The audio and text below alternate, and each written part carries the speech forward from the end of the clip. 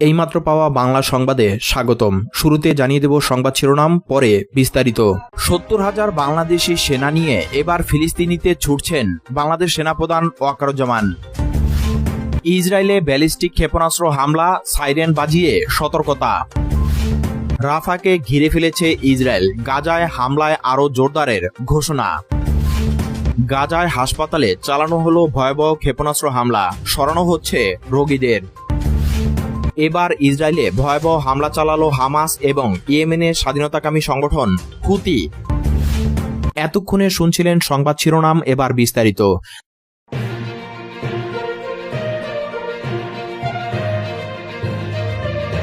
বিশ্ব রাজনীতিতে নতুন করে উত্তেজনা সৃষ্টি করেছে একটি সেনা কূটনৈতিক উদ্বেগ। বাংলাদেশ সেনাবাহিনীর ৭০,০০০ সুসজ্জিত, প্রশিক্ষিত এবং প্রস্তুত সেনা যদি ফিলিস্তিনের মুক্তির লক্ষ্যে সরাসরি মাঠে নামে এবং এই মিশনের নেতৃত্বে থাকেন সেনাপ্রধান লেফটেন্যান্ট জেনারেল মোহাম্মদ ওয়াকারুজ্জামান, তাহলে ইসরায়েলের নিরাপত্তা পরিস্থিতি একেবারে পাল্টে যেতে পারে। বাংলাদেশ সেনাবাহিনী আজ আর শুধু আঞ্চলিক সীমাবদ্ধতায় আবদ্ধ নয়। জাতিসংঘ শান্তিরক্ষী মিশনে দশকের পর দশক ধরে অংশগ্রহণের মাধ্যমে তারা অর্জন করেছে আন্তর্জাতিক অভিজ্ঞতা ও সুনাম। আফ্রিকা থেকে মধ্যপ্রাচ্য, হাইতির পাহাড় থেকে কঙ্গোর জল, সবখানেই তারা দেখিয়েছে দক্ষতা, শৃঙ্খলা ও মানবিকতা। আজকের বাংলাদেশ সেনাবাহিনী আধুনিক প্রযুক্তিতে সজ্জিত, ড্রোন অপারেশন, সাইবার ওয়ারফেয়ার ও আধুনিক অস্ত্রশস্ত্র ব্যবহারে পারদর্শী এক বাহিনী। ৭০,০০০ সৈন্য মানে কেবল একটি সংখ্যা নয়, এটি একটি কৌশলগত শক্তি, যার সঙ্গে যুক্ত রয়েছে বাংলাদেশ বিমান বাহিনীর আকাশ পর্যবেক্ষণ ও হামলার সক্ষমতা এবং নৌবাহিনীর বহুমুখী সহযোগিতা। মধ্যপ্রাচ্যে ফিলিস্তিনি জনগণের উপর চলমান দমন পীড়নের প্রতিবাদে বাংলাদেশে একটি আন্তর্জাতিক মানবিক মিশনের অংশ হিসেবে সৈন্য পাঠানোর ঘোষণা দেয়। এই বাহিনী সরাসরি গাজা উপত্যকায় পৌঁছে যায়, যেখানে সেনাপ্রধান ওয়াকারুজ্জামান নিজেই নেতৃত্ব দেন। এই ঘোষণার পরপরই বিশ্বব্যাপী কূটনৈতিক ভূমিকম্প শুরু হয়। ইসলামী দেশগুলো একে একে সমর্থন জানায় এই পদক্ষেপকে। তুরস্ক, ইরান, পাকিস্তান এবং মালয়েশিয়ার মতো দেশগুলো প্রকাশ্যে বাংলাদেশকে সহায়তার প্রতিশ্রুতি দেয়। আন্তর্জাতিক গণমাধ্যমে বাংলাদেশ সেনাবাহিনীকে বলা হয় the new guardians of Gaza. Israel, যারা এতদিন ধরে সামরিক দিক দিয়ে ফিলিস্তিনিদের চাপে রেখেছিল, হঠাৎই এক অস্বস্তিকর পরিস্থিতিতে পড়ে যায়। ৭০,০০০ ট্রেন সৈন্য, যাদের হাতে রয়েছে অত্যাধুনিক প্রযুক্তি এবং যারা যুদ্ধক্ষেত্রে বাস্তব অভিজ্ঞতা নিয়ে এসেছে, তাদের ফেস করা যে সহজ হবে না তা বোঝে তেল আবিব। ইসরায়েলি প্রতিরক্ষা বাহিনী আইডিএফ দ্রুত সীমান্তে অতিরিক্ত সেনা মোতায়েন করে আকাশ প্রতিরক্ষা ব্যবস্থাগুলো সর্বোচ্চ প্রস্তুতি নিয়ে আসে। তারা যুক্তরাষ্ট্রের সাহায্য চায়, কিন্তু যুক্তরাষ্ট্র তখন এক দ্বিধায় পড়ে যায়। বাংলাদেশ শান্তিরক্ষী পরিচয় যাচ্ছে এবং এতে সরাসরি আক্রমণ করলে আন্তর্জাতিক সমালোচনার মুখে পড়তে হবে। বাংলাদেশি সেনারা গাজায় পৌঁছে যাওয়ার পরপরই দেখা যায় এক মনস্তাত্ত্বিক পরিবর্তন। গাজার জনগণের মধ্যে আশার আলো জ্বলে ওঠে। সশস্ত্র প্রতিরোধ গোষ্ঠীগুলো বাংলাদেশ সেনাবাহিনীর উপস্থিতিতে নিজেদের পরিকল্পনায় পরিবর্তন আনে। ইসরায়েল বুঝতে পারে এটি তার সেই একতরফা যুদ্ধ নয়, এবার মাঠে নামছে এক প্রশিক্ষিত ও সংগঠিত বাহিনী। এই পরিস্থিতির কারণে আন্তর্জাতিক মহলে চাপ বাড়তে শুরু করে। জাতিসংঘ জরুরি বৈঠক ডাকে। ইউরোপীয় ইউনিয়ন এবং ওআইসি একসঙ্গে বসে পরিস্থিতি মূল্যায়ন করে। বাংলাদেশ এই মিশনে হিউম্যানিটেরিয়ান করিডোর স্থাপন করে, যা দিয়ে হাজার হাজার আহত, অসহায় এবং উদ্বাস্ত মানুষকে নিরাপদে চিকিৎসা ও আশ্রয় দেওয়া হয়। ইসরায়েল চায় যুদ্ধ নয়, আলোচনার টেবিলে ফিরতে, কারণ এবার প্রতিপক্ষ কেবল একটি স্বাধীনতাকামী জনগোষ্ঠী নয়, বরং একটি গঠনমূলক ও আন্তর্জাতিকভাবে স্বীকৃত সামরিক শক্তি। যদিও এই পুরো ঘটনা প্রবাহ একটি কাল্পনিক, তবে এটি ভবিষ্যতের সম্ভাবনার দরজা খুলে দেয়। বাংলাদেশ তার সামরিক ও কূটনৈতিক অবস্থানকে কিভাবে ব্যবহার করতে পারে এবং বিশ্ব ব্যবস্থায় কিভাবে ভূমিকা রাখতে পারে, সেই দৃষ্টিকোণ থেকে এটি এক গুরুত্বপূর্ণ চিন্তার অনুশীলন। ইসরায়েলে ব্যালিস্টিক ক্ষেপণাস্ত্র হামলা চালিয়েছে ইরান সমর্থিত ইয়েমেনের সশস্ত্র গোষ্ঠী হুতি বিদ্রোহীরা। রবিবার হুতিদের এই ক্ষেপণাস্ত্র হামলায় ইসরায়েল জুড়ে সাইরেন বাজিয়ে বাসিন্দাদের সতর্ক করে দেওয়া হয়, তবে হামলায় তাৎক্ষণিকভাবে কোনো ক্ষয়ক্ষতি কিংবা হতাহতের খবর পাওয়া যায়নি। ইসরায়েলি সংবাদ মাধ্যম টাইমস অব ইসরায়েলের প্রতিবেদনে বলা হয়েছে, ইয়েমেন থেকে ক্ষেপণাস্ত্র ছোড়ায় ইসরায়েলের বিভিন্ন অঞ্চলে সাইরেন বাজিয়ে বাসিন্দাদের সতর্ক করে দেওয়া হয়েছে। ফরাসি বার্তা সংস্থা এপির প্রতিনিধিরা জেরুজালেমে ইসরায়েলি বাহিনীর সাইরেন শব্দ শুনতে পেয়েছেন বলে জানিয়েছেন। সাইরেন বাজিয়ে বাসিন্দাদের সতর্ক করে দেওয়ার পরপরই ইসরায়েলে হুতিদের ছোড়া ক্ষেপণাস্ত্র বিস্ফোরণের শব্দ শোনা যায়। ইসরায়েলের সেনাবাহিনী বলছে ইরান সমর্থিত হুতি বিদ্রোহীরা রবিবার ইসরায়েলি ভূখণ্ড লক্ষ্য করে অন্তত 2টি ব্যালিস্টিক ক্ষেপণাস্ত্র ছুড়েছে। ইসরায়েলি প্রতিরক্ষা বাহিনী বলছে সামরিক বাহিনীর আকাশ প্রতিরক্ষা ব্যবস্থার মাধ্যমে হুতিদের ছোড়া ক্ষেপণাস্ত্রে বাধা দেওয়ার চেষ্টা করা হয়েছে। তবে হুতিদের ক্ষেপণাস্ত্র সফলভাবে প্রতিরোধ করা সম্ভব হয়েছে কিনা সে বিষয়ে জানতে তদন্ত চলমান রয়েছে। ইয়েমেনের হুতি বিদ্রোহীদের ক্ষেপণাস্ত্রের আঘাতে তাৎক্ষণিকভাবে ইসরায়েলে কোনো ক্ষয়ক্ষতি কিংবা প্রাণহানির ঘটনা ঘটেছে কিনা তা জানা যায়নি।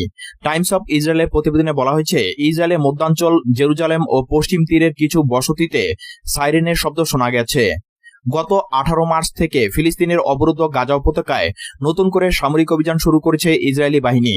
গাজায় ইসরায়েলি বাহিনীর নতুন অভিযানের প্রতিবাদে তখন থেকে ইসরায়েলে 20টিরও বেশি ব্যালিস্টিক ক্ষেপণাস্ত্র ও কয়েক ডজন ড্রোন হামলা চালিয়েছে ইয়েমেনের হুতিরা। ফিলিস্তিনের অবরুদ্ধ গাজা উপত্যকার খান ইউনিস ও রাফার মধ্যকার অঞ্চলের মোরাক করিডর পুরোপুরি নিজেদের নিয়ন্ত্রণে নিয়েছে ইসরায়েল। এর ফলে দক্ষিণাঞ্চলীয় শহরটিকে গাজার বাকি অংশ থেকে বিচ্ছিন্ন করে ফেলেছে দখলদার সেনারা। শনিবার ইসরায়েলের সেনাবাহিনী এই তথ্য জানিয়েছে বলে সংবাদ মাধ্যম টাইমস অফ ইসরায়েলের প্রতিবেদনে বলা হয়। ইসরায়েলের সামরিক বাহিনী জানিয়েছে রাফাকে এখন চারদিক থেকে ঘিরে ফেলেছে তাদের বাহিনী। 36তম ডিভিশন মোরাক করিডর ও গাজা ডিভিশন মিশর গাজা সীমান্তবর্তী ফিলাডেলফি করিডর কাজ করছে বলেও জানায় আইডিএফ। আগে থেকে সীমান্তবর্তী গাজার ফিলাডেলফি করিডর দখল করে রেখেছিল ইসরায়েলি সেনারা। এরপর খান ইউনিসের কাছে ইসরায়েল তৈরি করে মোরাক করিডর। এই করিডরটির নিয়ন্ত্রণ নেওয়ার মাধ্যমে রাফা খান ইউনিস থেকে বিচ্ছিন্ন হয়ে যায়। ফলে রাফার পুরো অঞ্চলটি ইসরায়েলের নিয়ন্ত্রণে চলে যায়। গেল 6 সপ্তাহে গাজা ত্রাণ কার্যক্রম স্থবির হয়ে পড়েছে। বাড়তি মানবিক বিপর্যয়ের মধ্যে স্থানীয় সময় শনিবার গাজা সিটি ও দক্ষিণের আল মাওয়াসি সহ উপত্যকার বিভিন্ন স্থানে ভয়াবহ বিমান হামলা চালায় ইসরায়েল। এতে বেশ কয়েকজন নিহত হয়। এরই মধ্যে আরও জোরালো হামলার হুঁশিয়ারি দিয়েছে তেল আবিব। শনিবার রাতে ইসরায়েলের প্রতিরক্ষা মন্ত্রী ইসরায়েল কার্য জানান, হামাস যোদ্ধারা গাজার যে প্রান্তেই লুকিয়ে থাকুক না কেন তাদের খুঁজে বের করে ধ্বংস করা হবে।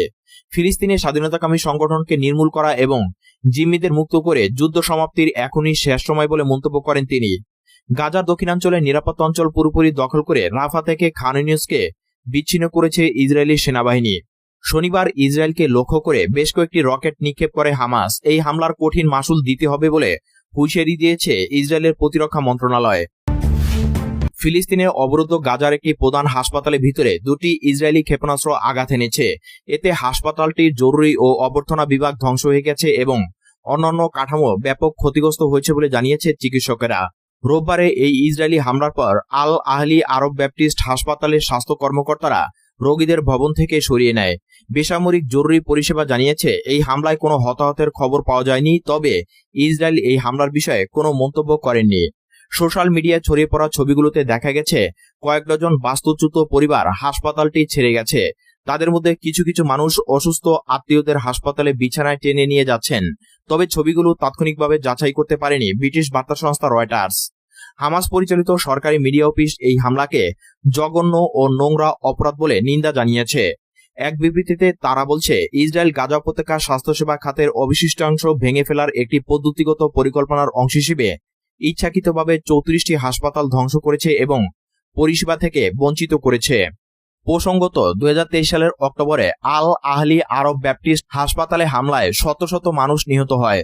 ফিলিস্তিনি কর্মকর্তারা এর জন্য ইসরায়েলি বিমান হামলাকে দায়ী করেছিলেন। তবে সে সময় ইসরায়েল দাবি করেছিল ফিলিস্তিনি ইসলামিক জিহাদ গোষ্ঠীর ব্যর্থ রকেট উৎক্ষেপণের ফলে এই বিস্ফোরণ ঘটেছে। তবে গোষ্ঠীটি এই দাবি অস্বীকার করেছে।